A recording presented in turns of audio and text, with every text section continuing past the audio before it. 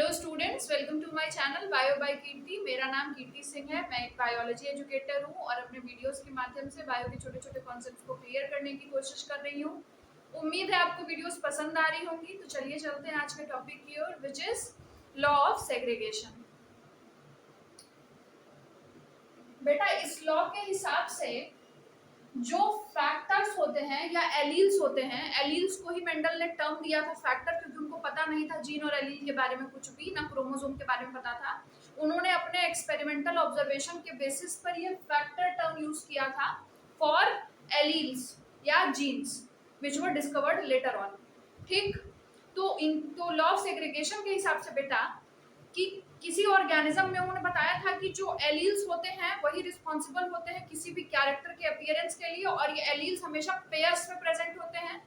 ठीक है, तो ये लॉ कहता है कि जब भी गैमीट का फॉर्मेशन होता है, ठीक है, जब गैमीट का फॉर्मेशन होगा तो वो जो एलीलिक पेयर के जो दोनों एलील्स होंगे वो एक दूसरे से सेपरेट हो जाएंगे, सेपरेट होकर के अलग अलग गैमीट्स में चले जाएंगे। ठीक है, गैमीट फॉर्मेशन के टाइम जो एलील्स होते हैं होमोलोगस पेयर के या जो एलीलिक पेयर के एलील्स होते हैं, ठीक, वो एक दूसरे से सेपरेट होते हैं और सेपरेट होकर के अलग अलग गैमीट्स में जाते हैं। एक गैमीट के पास एक ही एलील आता है।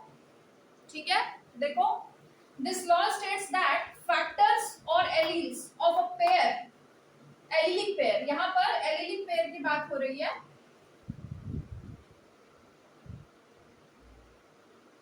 Allelic pair segregate from each other during gamete formation. ठीक, गैमीट फॉर्मेशन के टाइम पे एलीलिक पेयर के जो दोनों एलील्स होते हैं या फैक्टर्स होते हैं दूसरे से सेपरेट हो जाते हैं, so that each gamete receives only one factor. ठीक, ताकि एक गैमीट में एक ही फैक्टर या एक ही एलील जाए।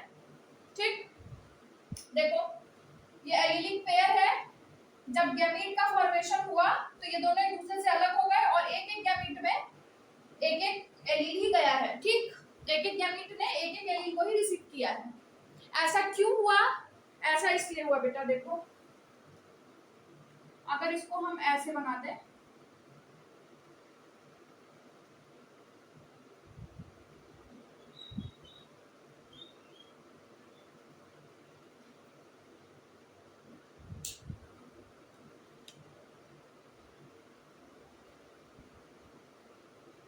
आपको पता है कि क्रोमोसोम्स डिप्लॉयड ऑर्गेनिज्म में क्रोमोसोम्स पेयर्ड होते हैं।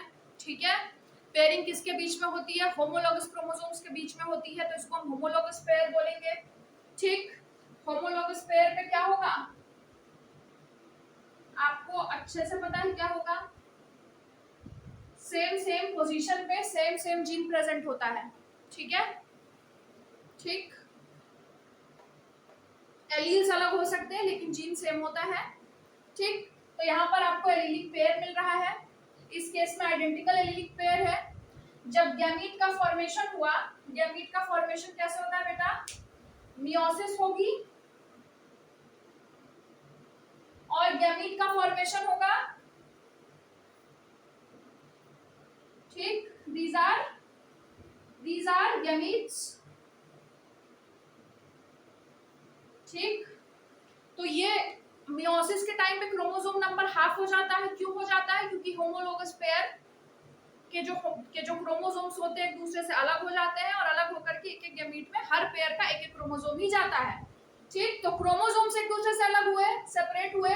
ठीक, एक एक गैमीट में एक एक क्रोमोसोम ही गया हर पेयर से, तो अब क्रोमोसोम के ऊपर एलील थी तो एलील्स भी अलग हो गई। This is the reason why alleles get separated from each other during gamete formation।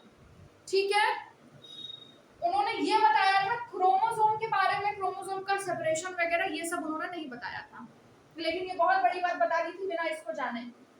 ठीक, तो यही है लॉ ऑफ सेग्रीगेशन। ये किस मतलब इन्होंने क्या देखते हुए ये चीज बोली थी, ये देख लीजिए आप। अपने हाइब्रिडाइजेशन एक्सपेरिमेंट के ऑब्जर्वेशन को देखते हुए ही उन्होंने ये चीज बोली थी। अब क्या देखते हुए ये चीज बोली थी वो देख लीजिए।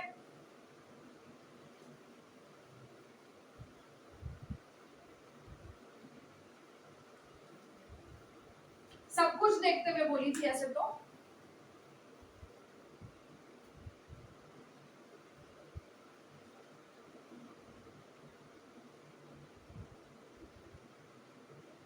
फिर से आ गया टॉल और ड्वार्फ, ठीक है। इसका जीनोटाइप क्या था, प्योर लाइंस उन्होंने ली थी, तो जीनोटाइप क्या था,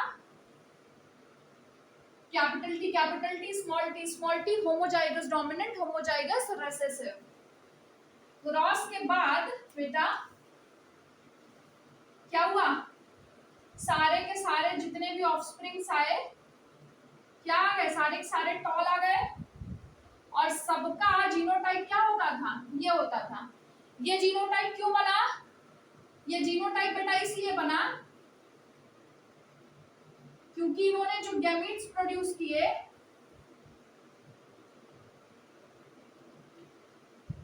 उन गैमीट्स में के फॉर्मेशन के टाइम एलील्स का सेग्रीगेशन हो गया, ठीक है, ठीक। और फिर यही एक दूसरे से फ्यूज हुए तो आपको ये कॉम्बिनेशन मिला, ठीक। ये क्या है, हेटेरोजाइगोट है, दिस इज हेटेरोजाइगोट।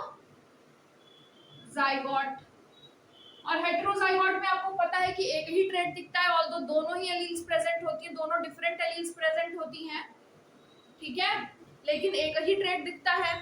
वो वाला ट्रेट दिखेगा जो एलील डोमिनेंट होगी, यहाँ टॉलनेस वाली एलील डोमिनेंट थी तो ये वाला दिखा, ठीक। दिस इज F1 जनरेशन, ये पेरेंट जनरेशन थी। अब इसके बाद हम क्या कराएंगे, सेल्फिंग कराएंगे, ठीक है।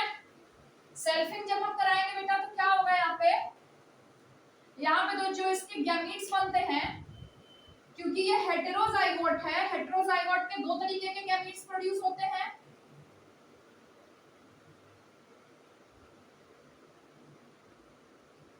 ठीक है।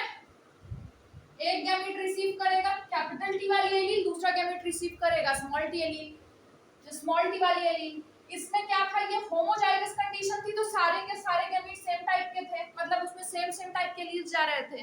ये हेटेरोजाइगोट है तो ये दो तरीके के गैमीट्स प्रोड्यूस करेगा, एक में डोमिनेंट वाली एलील जाएगी, कैपिटल टी गई है, और दूसरे में रिसेसिव वाली एलील जाएगी जिसमें स्मॉल टी गई है, ठीक है, स्मॉल टी गया है, ठीक।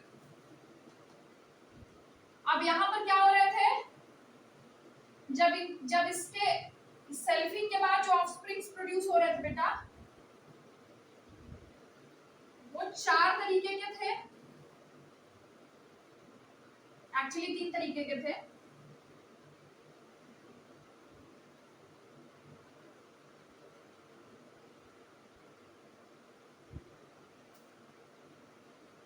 ये क्यों हो रहा है बेटा, ये मैंने ऑलरेडी बता रखा है, ठीक है, लिंक मैंने डिस्क्रिप्शन में दे दिया है, आप वीडियो जाकर देख लीजिए, आपको पता चल जाएगा ये सारा जीनोटाइप और ये फिनोटाइप का क्या रीजन है, क्रॉसिंग हो रही है और कुछ नहीं, ठीक।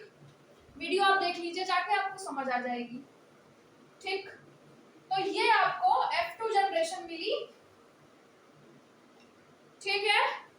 F2 जनरेशन में ये जीनोटाइप आया था, ठीक। और ये इतने सारे क्या थे, ये सारे क्या थे, टॉल थे।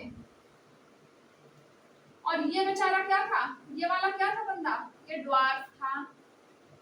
F1 जो P जनरेशन में लिया था उसमें हमने टॉल और ड्वार्फ दोनों लिया था, उसके बावजूद F1 जनरेशन में क्या हुआ, सारे के सारे टॉल आए। टॉल क्यों आए, क्योंकि ये एलील्स एक दूसरे से सेपरेट हुए गैमेट फॉर्मेशन के टाइम पे, और फिर उन्हीं के फ्यूजन से ये बना, तो उनके फ्यूजन से ये क्यों बना आपको दिख रहा है, ठीक, पहला रीजन तो ये।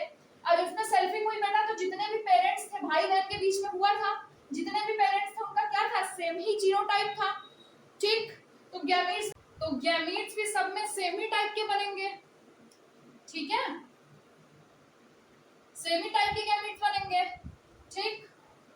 जो दूसरा वाला होगा जिससे क्रॉस कराया जाएगा उसमें भी सेम एलील रहेगी, सेल्फिंग हुई है, भाई बहन के बीच में हुआ है, ठीक है। तो ये क्या है, इसके भी गैमीट ऐसे, इसके भी गैमीट ऐसे, ठीक। फिर इन्हीं का अलग अलग जब गैमीट्स का कॉम्बिनेशन बनेगा तो ये इतने तरीके का जीनोटाइप और फिनोटाइप आएगा, ठीक। जीनोटाइप एक होमोजाइगस डोमिनेंट आएगा,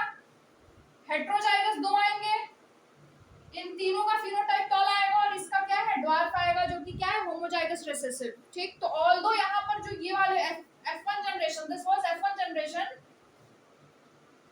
ठीक। F1 जनरेशन में जो पेरेंट्स हैं, ठीक है, दे आर भाई बहन, ठीक, उसमें कोई भी ड्वार्फ नहीं है। आपको पता है क्यों नहीं ड्वार्फ है? लेकिन इनके जो F2 जनरेशन के बच्चे आए उसमें ड्वार्फ निकल आया। तो ड्वार्फ क्यों निकला है? क्योंकि इनके गैमीट फॉर्मेशन के टाइम में एलील्स जो हैं वो सेग्रीगेट हुए हैं, ठीक है। और ड्वार्फनेस वाली एलील टॉलनेस की एलील से अलग हुई है, और जब इनका अलग अलग कॉम्बिनेशन बना है तो ड्वार्फनेस की एलील जब एक साथ यूनाइट हुई है तो ये ड्वार्फ वाला कैरेक्टर आया है, ठीक है। यहाँ पर पी जनरेशन में क्या था? टॉल और ड्वार्फ, होमोजाइगस टॉल, ठीक है, और होमोजाइगस ड्वार्फ लेने के बाद भी जो F1 जनरेशन के बच्चे थे वो सारे के सारे टॉल क्यों आए? वो भी इसी से पता चल रहा है, क्योंकि गैमीट्स क्या हैं? सेग्रीगेट हुए, एलील्स क्या है? सेग्रीगेट हुए गैमीट फॉर्मेशन के टाइम पे, ठीक, और उनका जब कॉम्बिनेशन बना तो ये वाला कॉम्बिनेशन बन गया, और इस वाले कॉम्बिनेशन में आपको पता है क्या होता है, ठीक है। जो टॉलनेस की एलील होगी वो ड्वार्फनेस की एलील को डोमिनेट करेगी, इस वजह से ड्वार्फनेस यहाँ पर छुप गई, सारे के सारे टॉल हो गए। तो ये सारी के सारी जितनी खुराफात है ये एलील्स के सेग्रीगेशन की वजह से हो रही है, ठीक। एलील के सेग्रीगेशन की वजह से हो रही है गैमीट फॉर्मेशन के टाइम पे, और इसी वजह से अलग अलग कॉम्बिनेशन में आपको ये चीजें देखने को मिल रही हैं, ठीक है। इतनी बड़ी बड़ी बात वो इस वजह से बोल पाए, जीन का और क्रोमोसोम का नॉलेज ना होने के बावजूद इतनी बड़ी बड़ी बातें उन्होंने इस वजह से की क्योंकि उन्हें यहाँ कहीं ब्लेंडिंग नहीं दिखी है बेटा, ठीक है। यहाँ पर ब्लेंडिंग नहीं हुई है कहीं पे भी, ठीक है, ब्लेंडिंग कहीं नहीं हुई है, और जो दिख रहा है सो दिख ही रहा है, ठीक। तो ये चीज थी जिसके बेसिस पे उन्होंने लॉ ऑफ सेग्रीगेशन बनाया, जो कि 100% एक्यूरेट था। बात उन्होंने बोली थी, बहुत सही बोली थी, ठीक। और इनका law of segregation was a correct and accurate law, ठीक। तो ये था, this was all about law of segregation. उम्मीद है आपको वीडियो पसंद आई होगी और ये कॉन्सेप्ट समझ आया होगा। अगर पसंद आई तो आप प्लीज इसको लाइक कीजिए, शेयर कीजिए, सब्सक्राइब कीजिए और अपना फीडबैक कमेंट सेक्शन में जरूर दीजिए। Thank you.